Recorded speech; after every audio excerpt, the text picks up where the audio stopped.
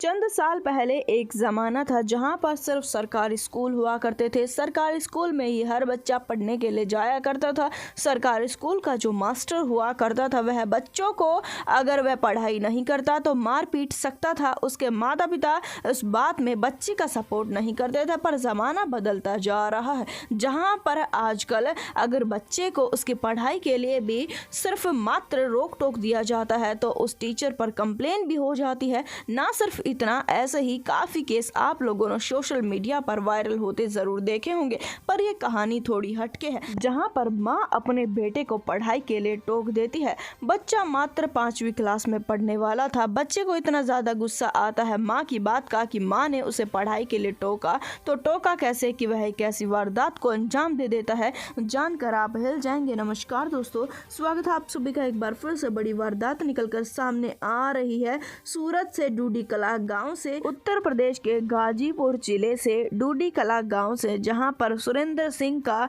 नाम का एक आदमी रहा करता था। उसकी पत्नी का नाम सरिता बताया जा रहा है। वह काफी हंसी खुशी से रहा करते थे। सुरेंद्र एक सरकारी नौकरी पर था, महिला हाउसवाइफ थी। उसका एक बच्चा था जो कि 5वीं क्लास में पढ़ाई किया करता था। 5वीं क्लास की पढ़ाई लड़का किया तो जरूर करता था, पर सोशल मीडिया के जमाने के चलते वह काफी बार फोन में गेम वगैरह खेल लिया करता था, जिसके चलते महिला को इस बात से दिक्कत होना शुरू हो जाती है। महिला चाहती थी कि उसका बेटा सिर्फ और सिर्फ पढ़ाई करे। इस वजह से वह अपने बेटे को समझाती रहा करती थी। तो उसका बेटा अपनी माँ के कहने पर कभी कभार तो पढ़ाई पर बैठ जाया करता था, तो कभी कभार वह पढ़ाई पर नहीं बैठा करता था।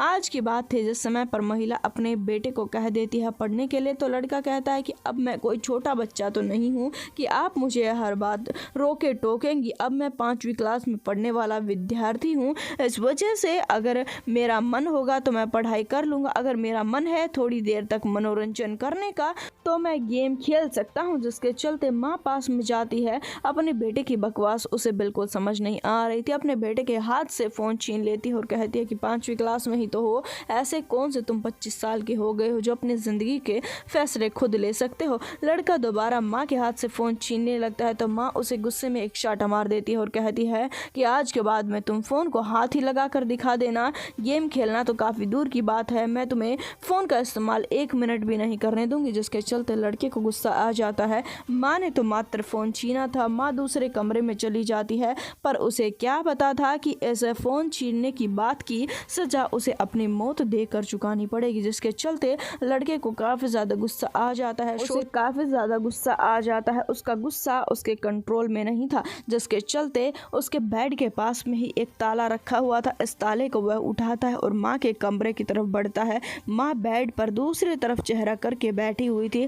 लड़का बिना शोर शराबा किए माँ के पास में धीरे धीरे जाता है और एक ऐसी वारदात को अंजाम दे देता है जानकर आप हिल जाएंगे। पीछे से अपनी माँ के सिर में हाथ में पकड़कर उस ताले को मारना शुरू कर देता है। महिला चीखती है, चिल्लाती है 1 से 2 बार, पर जिस समय पर लड़का उसके सिर में उस ताले से मारने लगता है वह रुकता नहीं है। एक के बाद एक, मानो कि उसमें काफ़ी ज़्यादा गुस्सा भरा हो, एक के बाद एक करीबन 20 से 25 बार अपनी माँ के सिर में ताले से वह भयंकर रूप से प्रहार करता है। जिसके चलते महिला धड़ाम से गिर जाती है बेड के ऊपर।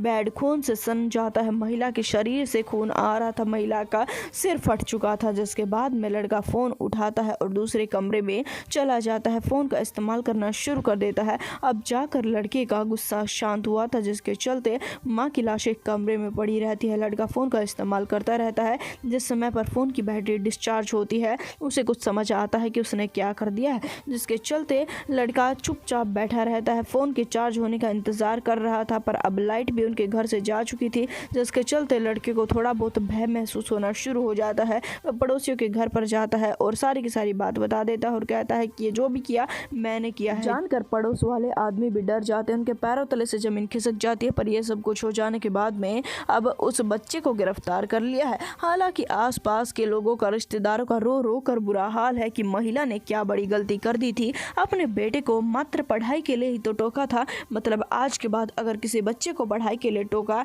जाना चाहिए तो माता पिता को सोच समझ कर टोकना चाहिए। हालांकि अब उस बच्चे को पुलिस ने पकड़ लिया। इस वारदात को जितना उसके उतना शेयर कर दे, चैनल को सब्सक्राइब कर दे। हम आपसे मिलेंगे एक बार फिर से। धन्यवाद।